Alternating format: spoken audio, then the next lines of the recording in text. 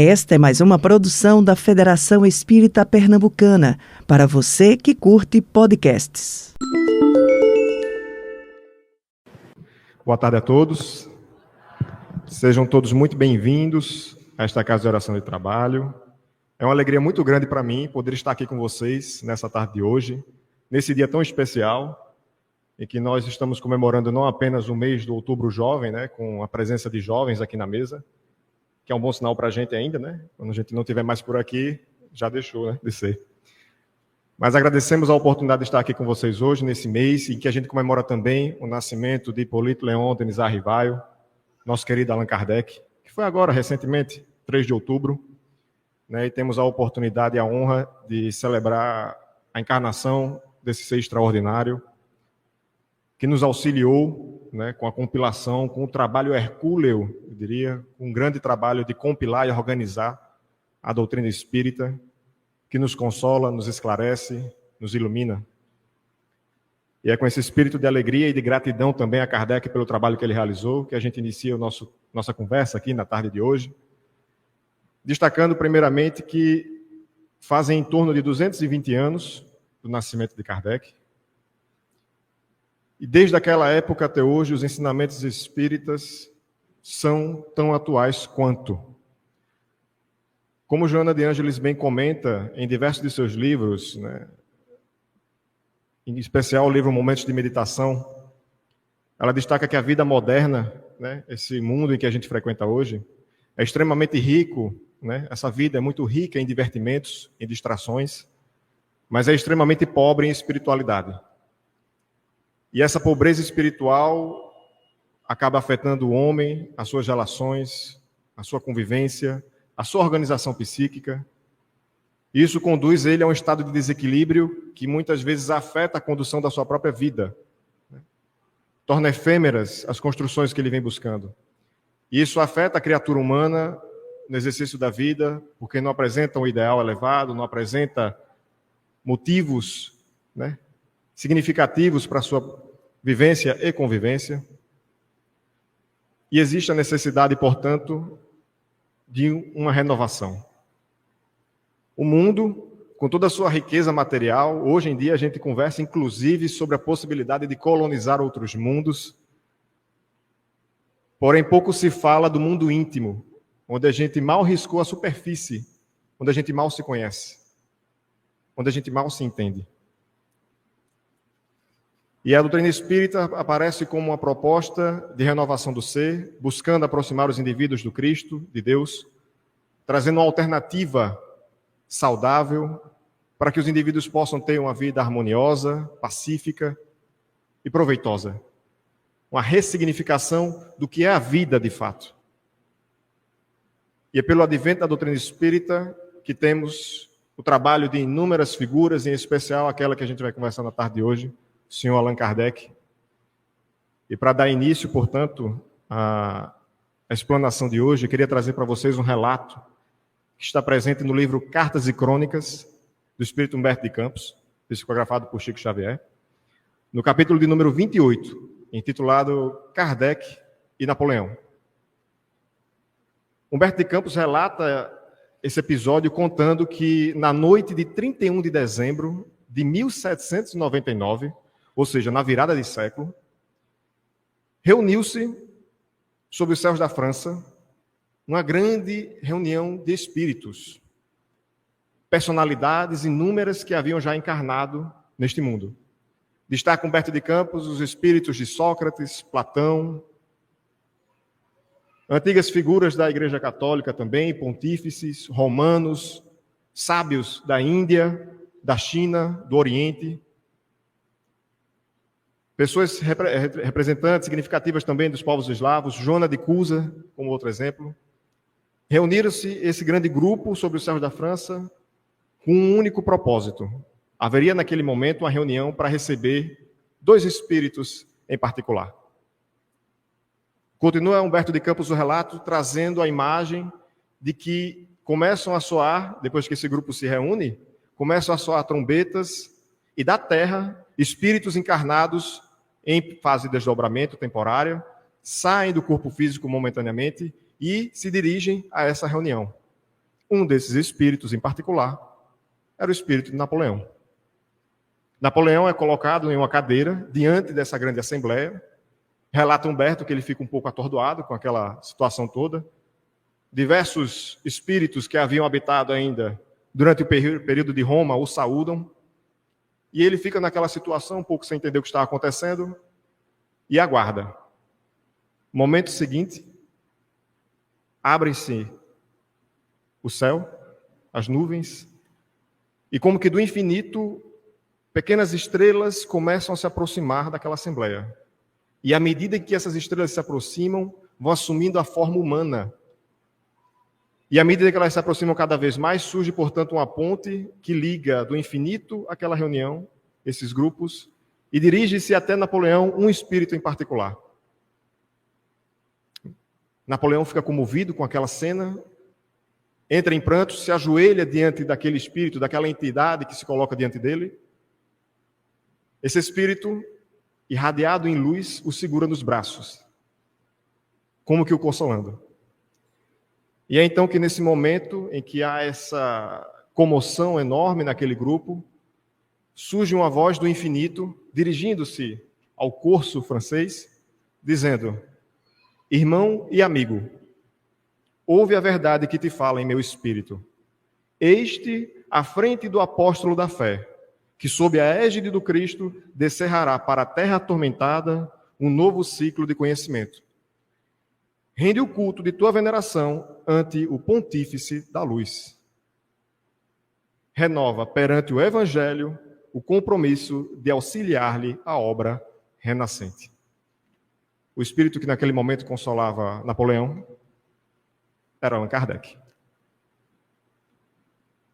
E sob sons das trombetas que ressoavam no ambiente, como que glorificando ao Senhor, com Napoleão em lágrimas, Kardec recolhe o espírito do mesmo e retorna com ele para a França, para depositá-lo novamente em seu corpo físico, onde ele repousava. 31 de dezembro de 1799. 4 anos depois, em 3 de outubro de 1804, encarnava em Lyon, no sul da França, Hippolyte Léon Denisard Rivaio, marcando assim as preparações do início da era espírita cristã, o momento de renovação que o Cristo havia prometido 2000 anos antes para a humanidade, como mesmo aponta, atormentada, em busca dessa renovação, desse algo a mais. E aqui é interessante que a gente vai começar a narrar um pouco sobre a história de Hippolyte Léon de Rivaio, que apesar de nascer no sul da França, em Lyon, sua família era composta basicamente de pessoas ligadas ao direito, à magistratura. E mesmo tendo uma família renomada nesses campos, apontam os relatos de que o jovem Rivaio tinha uma grande predileção pela filosofia e pelas ciências naturais, mesmo com a família ligada à magistratura. Ele é educado até os 10 anos de idade, ali nas proximidades de Lyon, que era onde ele morava. Aponta o professor Zeus Van Tuyl, junto com Francisco Thyssen, na sua biografia de Allan Kardec, o educador e codificador, que eu imagino que, inclusive, tem aqui na Federação, na nossa livraria, à venda, que ele foi educado sobre os maiores princípios de honradez e retidão, que a família era muito rígida nesse aspecto. E aos 10 anos de idade, após suas educações iniciais em Lyon, ele é dirigido para a cidade suíça de Verdun, no cantão de Vaud, que fica naquela região mais ao norte da Suíça, e para poder ter os seus estudos iniciais, portanto, junto com o professor Pestalozzi, naquela instituição, que já naquela época, 1814, 1815, era conhecidíssima em toda a Europa e era referência, inclusive, pelos seus padrões de ensino e de educação.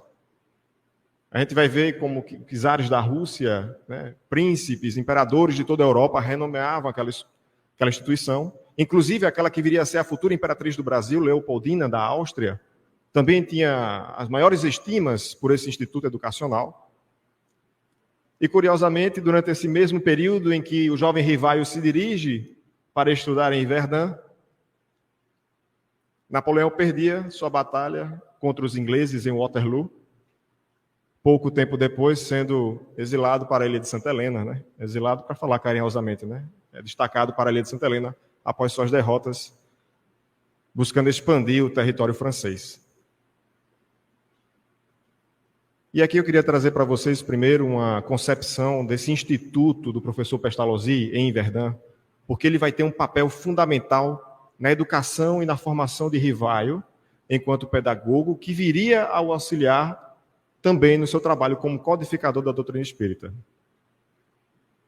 Certa feita, um astrofísico americano conhecido como Carl Sagan fez uma entrevista a uma TV americana em que ele gostava muito de lecionar para crianças, né? Era um conhecido divulgador científico, e ele, conversando com a repórter que estava diante dele, disse que uma das coisas que ele mais gostava de ensinar para crianças é porque as crianças, geralmente pequenininhas, até os 6, 7, 8 anos de idade, elas são extremamente curiosas. E as perguntas que elas fazem são extremamente profundas. No sentido de, por que a grama é verde? Por que o céu é azul? Qual o tamanho da Terra? Qual o tamanho do universo? E as crianças, nessa fase da idade, elas fazem essas perguntas extremamente profundas que colocam muito adulto e cientista numa saia justa, porque não sabe como responder ainda muito bem, que são questões importantes. E que à medida que a criança vai envelhecendo, ele percebia que quando ia se dirigia a turmas mais velhas, né, ele não percebia mais esse brilho, essa curiosidade nos jovens. É como se sumisse, se esvaísse aquele interesse, né, aquele âmago de querer conhecer, aquela curiosidade toda. Isso despertou a atenção dele porque fez ele se perguntar o que é que está acontecendo com nossa educação. E diante desse processo, em Verdun, o professor Pestalozzi tinha tanto tato na educação com os alunos que ele sabia dessa capacidade das crianças de fazerem perguntas e tudo mais e estimulava. Na biografia do senhor Zeus Van Tuyl e de Francisco Thyssen, eles pegam relatos de estudantes que estiveram em Verdun naquela época e eles destacam uma coisa muito curiosa, de que em Verdun o aluno, né, a criança, o jovem, era estimulado por conta própria a descobrir as coisas, tanto quanto fosse possível pela capacidade cognitiva da criança. Então, a criança era estimulada a questionar, era estimulada a investigar.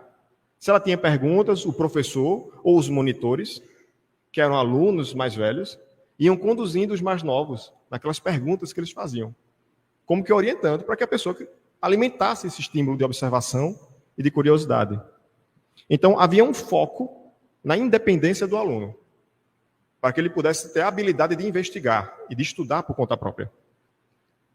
Imaginem vocês que o amor pelo ensino era tão grande que também nesse período relatam alguns alunos do senhor Pestalozzi que, imaginem vocês, uma instituição de jovens e crianças, era natural que de vez em quando algum aluno ou grupo de alunos aprontasse alguma coisa, né?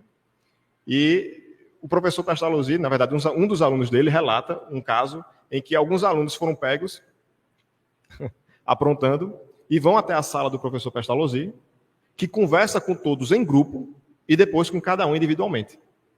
E um desses rapazes relata que saem alguns alunos com lágrimas nos olhos da sala do professor Pestalozzi. E aquilo chama a atenção dele, e aí ele percebe que, na verdade, não é que o professor Pestalozzi tenha sido rígido ou bruto com os alunos, mas que as crianças saíam com arrependimento por terem decepcionado o professor, que tinha tanto carinho e respeito por eles. Para Pestalozzi, a base da educação é o amor e o bom senso. Então ele tinha um amor enorme pelos alunos. Estimulava demais as crianças para que elas pudessem aprender e investigar. Imaginem vocês, esse não era um instituto comum. Era reverenciado em toda a Europa. Como se davam as aulas nesse instituto? Imaginem vocês que as crianças tinham aula de zoologia, de botânica. Os alunos saíam da sala de aula e iam com os professores para bosques, florestas próximas, para poder estudar zoologia, botânica. No instituto, o conhecimento não era tido como a gente vê mais ou menos hoje em dia, né? A gente tem uma grande cômoda, em uma gavetinha a gente aprende matemática, em outra a gente aprende física, em outra história, biologia. Em Verdun, o conhecimento é como se fosse um grande baú. Todas essas matérias estão correlacionadas.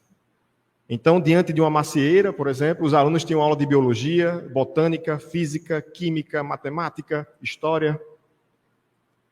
Além disso, os alunos também tinham aula de grego, de latim, aprendiam diversos idiomas, havia uma diversidade religiosa também dentro do instituto. Então, os alunos tinham empatia e fraternidade com os colegas.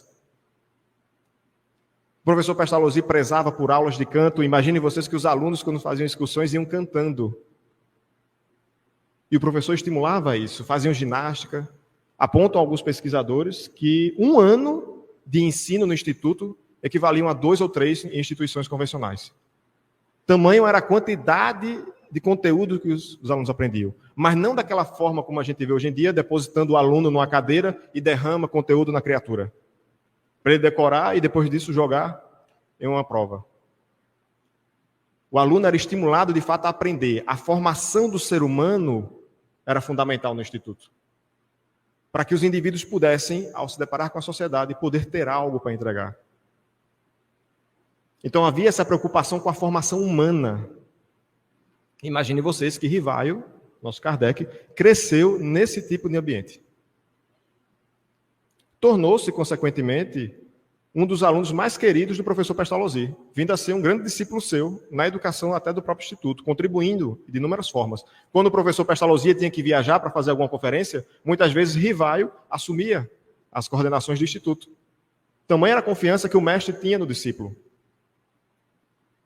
E para congregar, somar um pouquinho a importância desse instituto, as crianças eram estimuladas a observar os conhecimentos da natureza e ter a noção de que tudo o que ocorre na natureza, todos os fenômenos, ora, se ocorrem na natureza, são naturais. O universo inteiro é a natureza. Tudo o que ocorre dentro do universo é natural. Se existe um fenômeno que eu desconheço, cabe a mim investigar as origens, as causas daquele fenômeno. A ideia de sobrenatural simplesmente perdeu o sentido. Como algo pode ser sobrenatural se ocorre na natureza? Dizer que algo é sobrenatural é que ocorre além, fora, mas não faz sentido fora.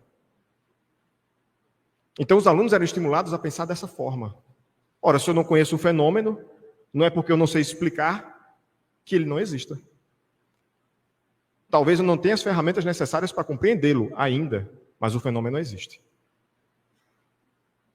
E é nesse instituto, nessa efervescência intelectual, que Rivaio se forma, e por volta dos seus 18 anos de idade, ele se dirige a Paris, portanto, egresso do instituto, e tamanho foi o prazer que ele tinha na pedagogia, no ensino, que ele sai para se tornar professor.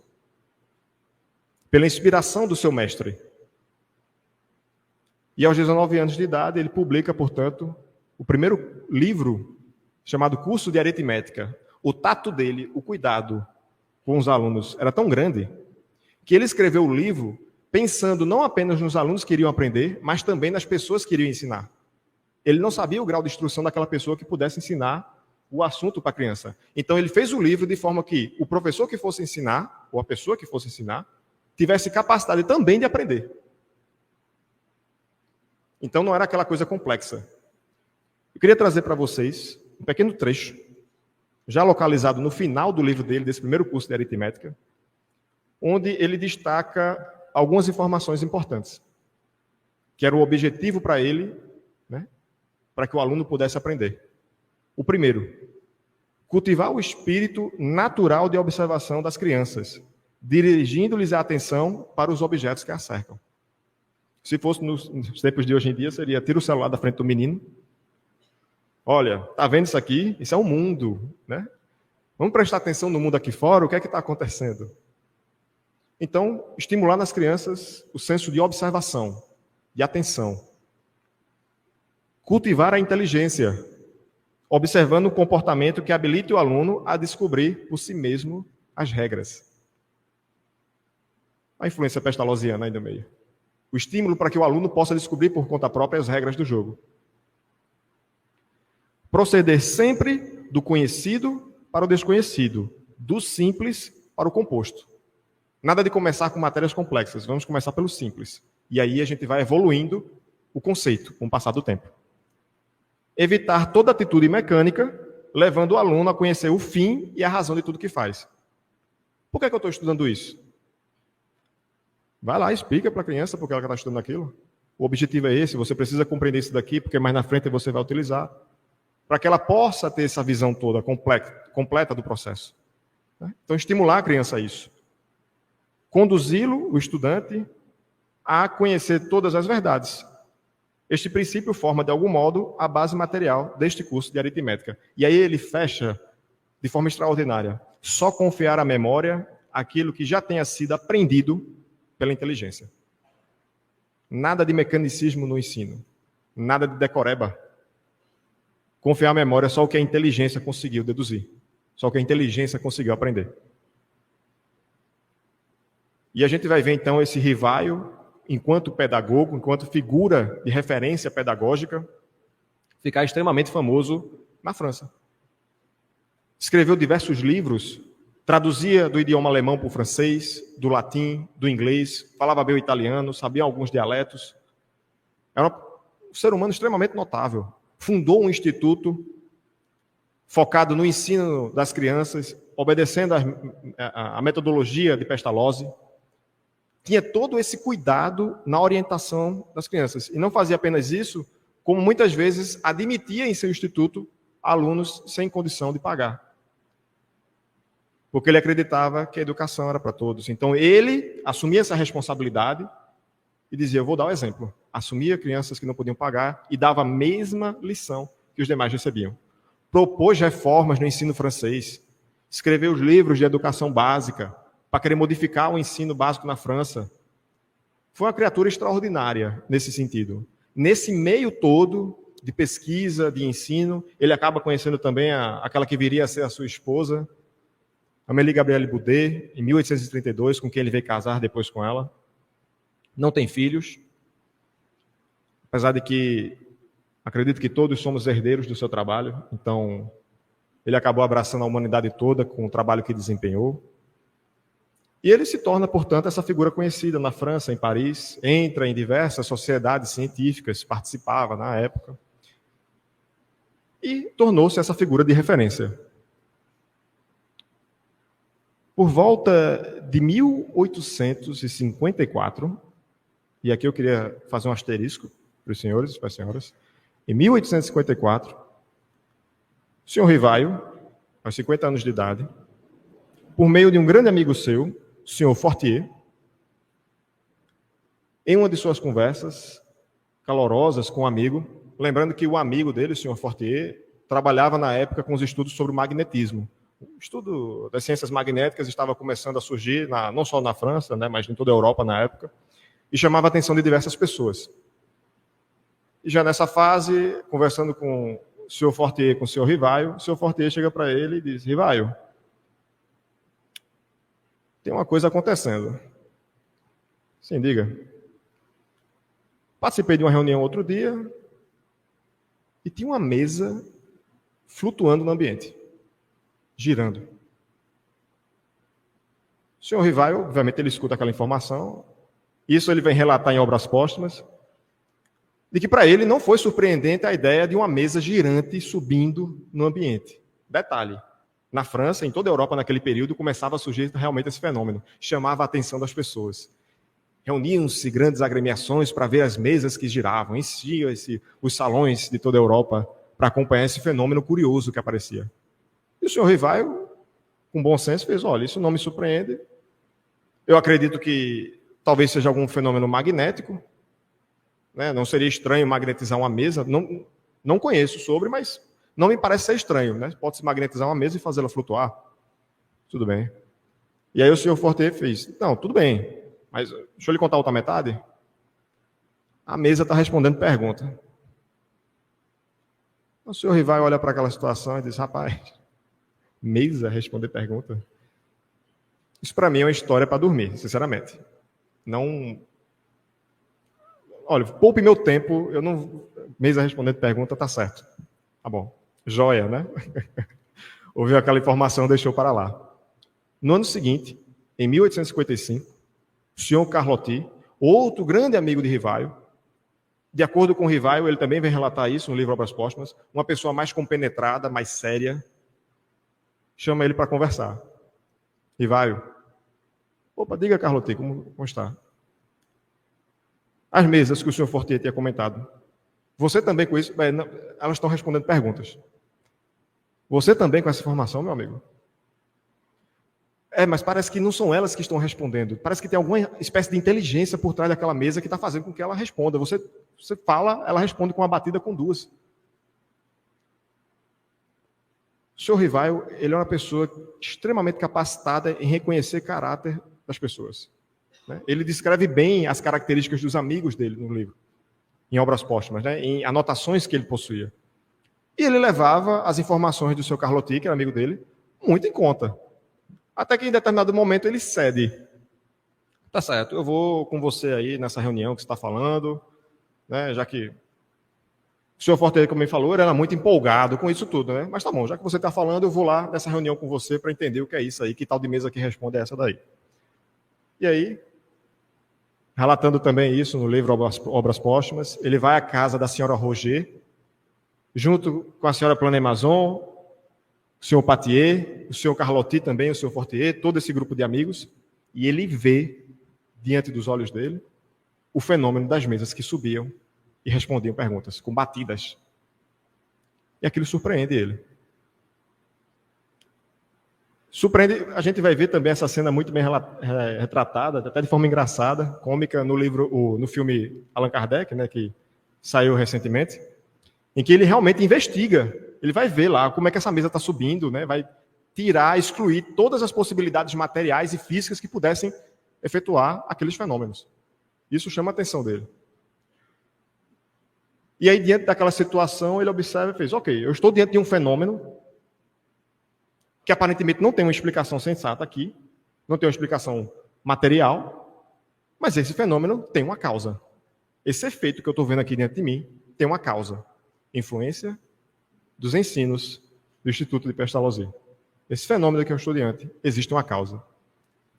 E aí ele relata, no livro Obras Póstumas, de maneira bastante curiosa, são palavras dele, entrevi naquelas aparentes futilidades qualquer coisa de sério, como a revelação de uma nova lei, que tomei a mim estudar mais a fundo. Por que Rivaio fala aparentes futilidades? Meus amigos, aquelas reuniões que se organizavam, que as mesas respondiam perguntas, as perguntas eram do tipo, com que é que eu vou casar? Quantas moedas eu tenho no meu bolso? Eita, acertou. Sonhei com 6 números, jogo na quina ou na cena? Né? Então, coisas similares desse tipo. Esse era o nível das perguntas que eram feitas. Quando o Rivaio entra em cena, já não são mais as mesmas perguntas que são feitas. Que é Deus? Não o que, nem quem. Que é Deus? São habitados todos os mundos que habitam o universo? Que povoam o universo? Qual o modelo da humanidade?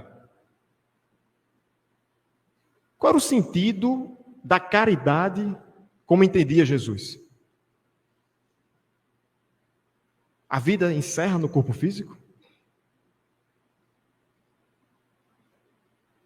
A cena já mudou. Agora não eram mais perguntas triviais que estavam sendo feitas. Eram perguntas mais profundas. Características da personalidade de Rivaio. Não era um homem, na verdade, que sabia aproveitar muito bem o seu tempo. E empregava o seu tempo com questões mais profundas, que ele mesmo relatou que eram questões que o acompanhavam durante toda a sua vida. Ele tinha curiosidade de saber aquelas coisas. Como ele mesmo também coloca depois no livro Obras Póstumas, aquilo era a solução que eu procurara em toda a minha vida. Era, em suma, toda uma revolução nas ideias e nas crenças. Fazia-se mister, portanto, andar com a maior circunspensão, com maior cuidado, e não levianamente. Ser positivista e não idealista, para não deixar-me iludir. E aqui a gente já aprende de início uma primeira lição com o senhor Rivaio. Ainda não era Allan Kardec. Era Rivaio investigador. Ter o maior cuidado com aquelas informações que ele estava dentro dele. Ele não se empolgou diante daquilo tudo e já saiu querendo divulgar para todo mundo. tomou cuidado.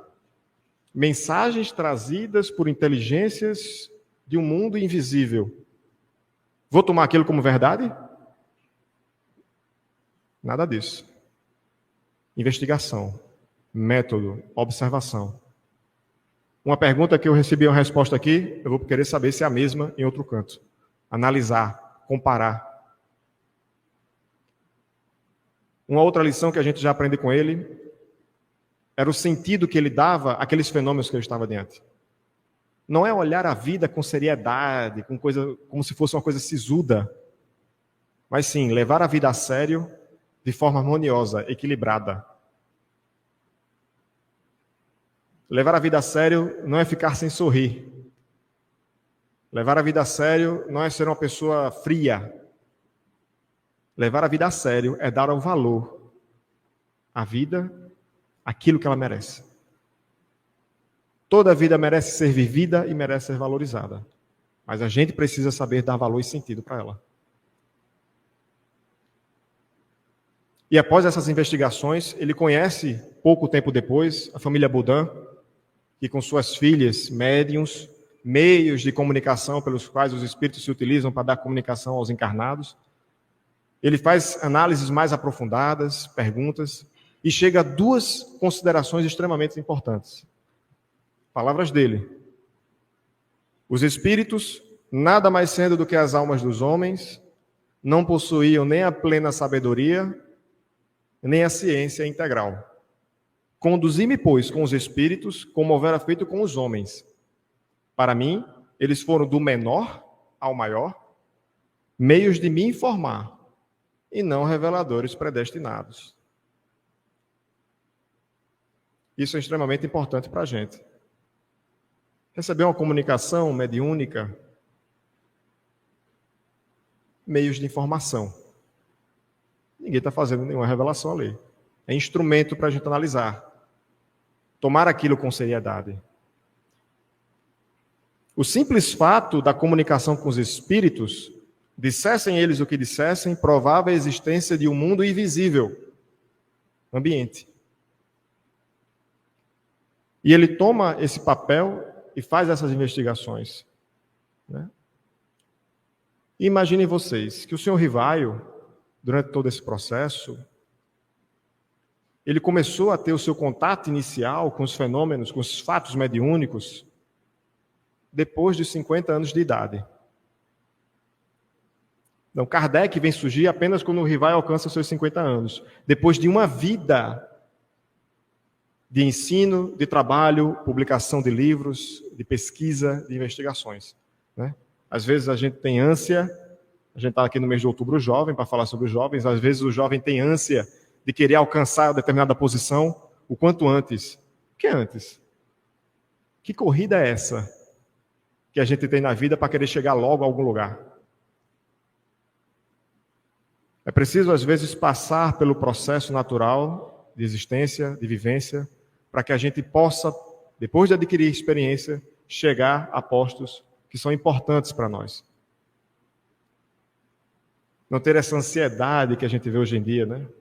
Quando tudo é urgente, nada é urgente. Quando tudo é para ontem, eu vou deixar para amanhã. É preciso dar à vida a importância que ela tem, levar a vida a sério. Sem a necessidade de se antecipar etapas, de antecipar as fases.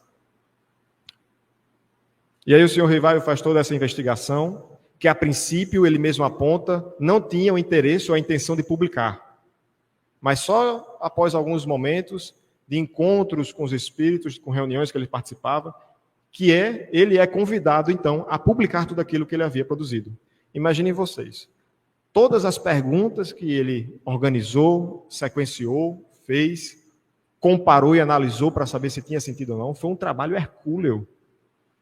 Foi uma coisa fora do comum, em que ele empregava o tempo dele sem receber um centavo por isso. Não tinha contra-cheque espiritual. Ainda hoje continua sem ter. Né? Não existe salário no trabalho de Jesus. O salário é o próprio trabalho.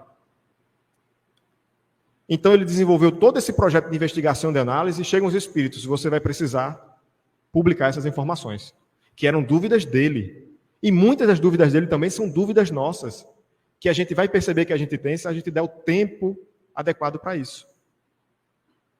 Quanto de nosso dia a gente emprega para analisar aquilo que fazemos ou deixamos de fazer? Será que a gente medita de fato sobre aquilo que a gente está fazendo? Sobre o que a gente está pensando? Será que a gente se valoriza nesse tempo? Hoje em dia se fala muito em dietas e exercícios para o corpo físico, que é extremamente importante, tem que cuidar da saúde física. Mas será que a gente cuida da nossa saúde mental? Será que a gente faz dieta daquilo que a gente assiste, do que a gente lê? O que é proveitoso para a gente de fato? E essas dúvidas que o senhor Rivaio tinha, ele é convidado, portanto, a publicá-las.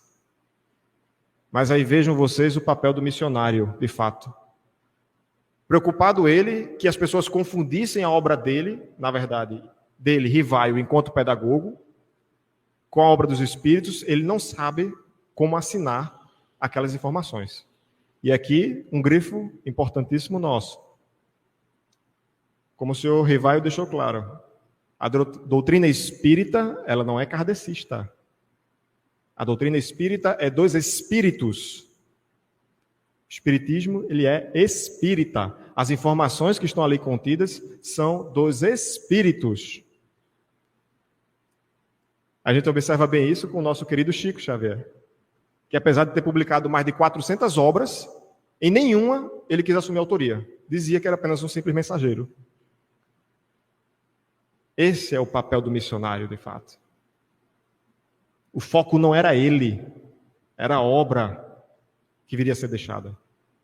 E aí, quando ele recebe essa informação dos espíritos de que ele seria o coordenador desse trabalho, desse processo, ele responde: do papel de simples trabalhador ao de missionário em chefe, a distância é grande. E não percebo o que possa justificar em mim tal graça. Vejam a humildade desse homem diante do trabalho que ele viria a desenvolver. Um simples trabalhador para coordenador, a distância é muito grande.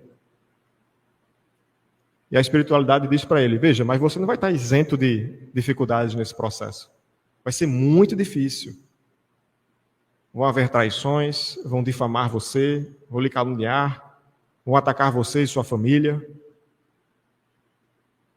Mas a realidade é essa. Então Kardec humildemente aceita essa missão. E na dúvida de como assinar aquele compilado de informações que ele tinha analisado, comparado, separado, classificado, é revelado a ele, através de uma reunião mediúnica, de que em encarnações anteriores, em uma encarnação anterior sua, ele havia habitado aquela mesma região das Gálias, França, Espanha, Bélgica, toda aquela região, com o povo celta, onde ele era um druida, que seria um sacerdote celta do povo que vivia naquela região, e que ele tinha o nome de Allan Kardec. Pronto. Quem vai assinar essa obra é Allan Kardec, não é Rivaio. Sai o pedagogo, entra o codificador da doutrina dos espíritos. É então que 18 de abril de 1857, a gente vai ver publicado a primeira edição do Livro dos Espíritos, com 501 perguntas, sendo a sua segunda edição definitiva, publicada em 1860, com 1019 perguntas e respostas. Dos encarnados para os espíritos, e os espíritos respondendo aos encarnados. Isso era extremamente importante.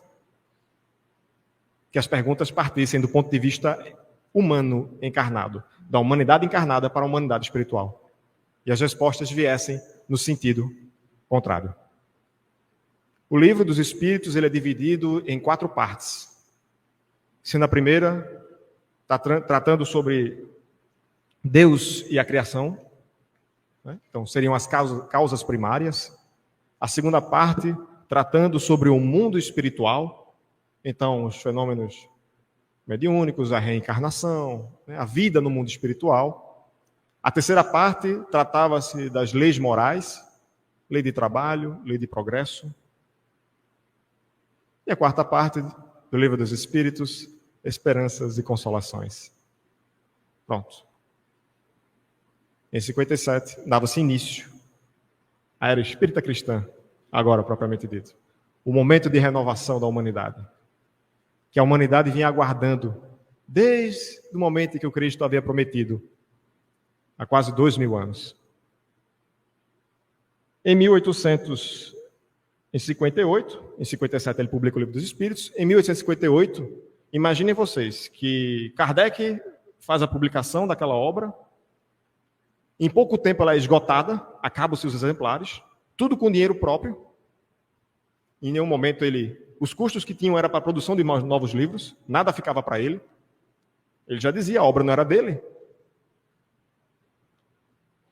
Em 1858, ele dá início, portanto, à Revista Espírita, porque, imaginem vocês, aquelas obras foram vendidas em diversos países, inúmeras foram as correspondências de volta para Kardec, questionando sobre os assuntos que estavam ali contidos, relatando outros fenômenos similares. Eu estou passando por uma situação parecida que você relatou aqui nessa questão, e aí ele começa a coletar essas cartas, e ele vai editando e organizando, e começou a publicar a revista, tratando de temas que eram trazidos em suas cartas e que surgiam em conversas.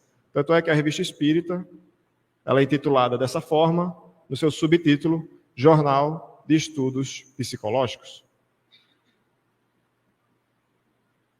Jornal de Estudos Psicológicos. Vamos tratar de humanidade aqui. Em 1861, é publicado o Livro dos Médiuns, ou Guia dos Evocadores, como está intitulado também na capa do livro, que era um livro para orientar as pessoas que tinham interesse em trabalhar, em realizar aquelas reuniões e sessões mediúnicas. Kardec mesmo aponta na introdução desse livro que ali ele organizou os conhecimentos que são dos espíritos, que praticamente foram os espíritos que escreveram aquele livro de capa a capa. Quase nenhuma informação ali era dele, é tudo instrução vinda dos espíritos, sobre como organizar as reuniões mediúnicas, como se iniciar o novo centro espírita, como fazer os estudos, orientações sobre como proceder diante daqueles fenômenos, que de sobrenatural, mais uma vez, não tem absolutamente nada. São fenômenos naturais.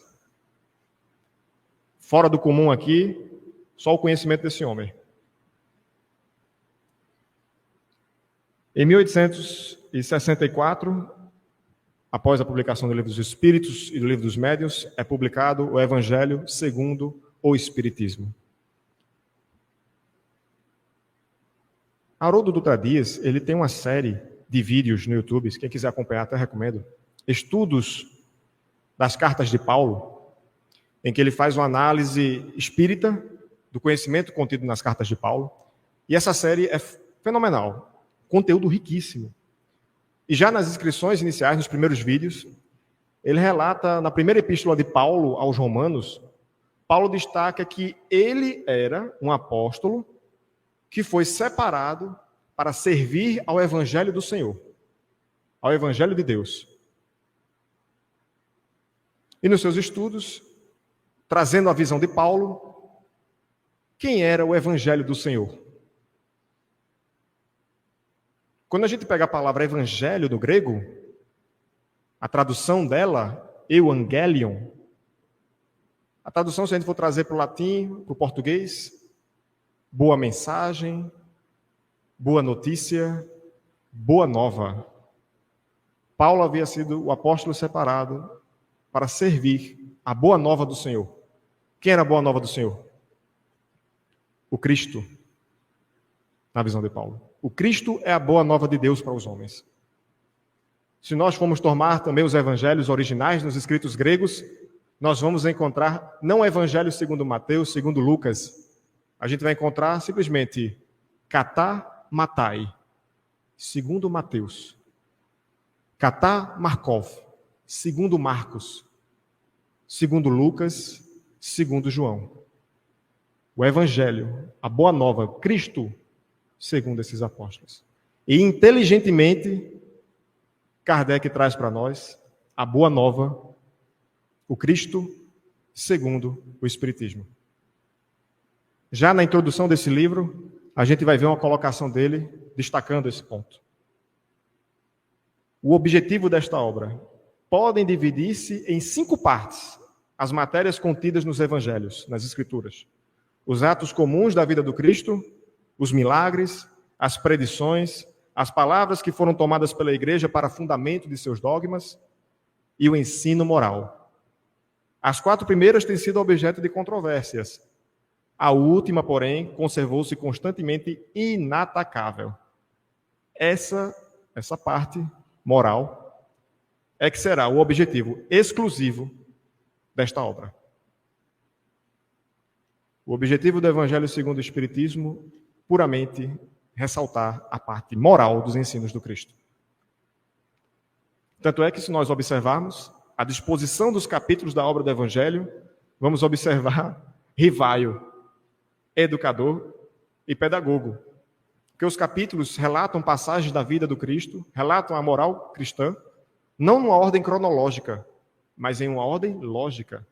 O leitor é convidado a construir intimamente consigo mesmo o conhecimento cristão. Cada capítulo é coordenado um após o outro no sequenciamento. Imagine o trabalho de pegar todos esses ensinamentos e organizar um por um dessa maneira. Foi realmente extraordinário. Em 1865, publica a obra do Céu e Inferno, para tratar sobre alguns temas de dogmas religiosos. Em 1868, publica o livro da Gênese, que vai tratar também de aspectos científicos e filosóficos. E no ano seguinte, em 1869, 31 de março, na verdade, desencarna Hipólito Léon Denis Arrivaio, Allan Kardec, deixando, portanto, seu legado do ponto de vista educativo e de compromisso com a verdade, com a vida, com o Mestre Jesus. E hoje, 220 anos depois do seu nascimento, graças também ao seu trabalho, que a gente pode se reunir aqui nessa tarde e online também, para conversar sobre Jesus, sobre a vida, de fato, trazendo um novo propósito, um novo sentido. Encaminhando agora para a conclusão de nossas conversas, queria trazer uma visão de Emmanuel sobre o trabalho de Kardec, no livro Ação e Reação, onde Emmanuel aponta: os princípios codificados por Allan Kardec abrem uma nova era para o espírito humano, compelindo a auscultação de si mesmo, no reajuste dos caminhos traçados por Jesus ao verdadeiro progresso da alma. E explicam que o Espiritismo, por isso mesmo, é o disciplinador de nossa liberdade. Não apenas para que tenhamos na Terra uma vida social dignificante, mas também para que tenhamos no campo do espírito uma vida individual harmoniosa, devidamente ajustada aos impositivos da vida universal perfeita, consoante as normas de eterna justiça, elaboradas pelo supremo equilíbrio das leis de Deus. A doutrina espírita, as obras trazidas para todos nós, é para que tenhamos vida, e vida em abundância, com significado, com propósito. Não se encerra na morte do corpo físico. Pelo contrário, é onde tudo se começa. Estamos todos juntos aqui nessa caminhada, nessa jornada belíssima. E o Cristo nos aguarda. Vem nos aguardando, na verdade, com os braços abertos há mais de 2000 anos, muito antes disso. Esperando apenas para que a gente possa ter esse despertar e reiniciar o processo de condução das nossas vidas. Fica, portanto, a nossa singela homenagem a esse grande trabalhador da seara espírita, a essa figura notável, que a história ainda não deu os créditos que eram devidos, mas futuramente serão dados. Já são dados por nós que estamos aqui hoje. Fica a nossa singela homenagem a esse homem brilhante. E pelo silêncio respeitoso de vocês e pelo ouvido atencioso, meu muito obrigado. Que Deus possa abençoar a cada um de vocês no seu retorno aos seus lares. E, mais uma vez, gratidão por essa oportunidade a todos e que Deus os abençoe. Você ouviu o podcast da Federação Espírita Pernambucana.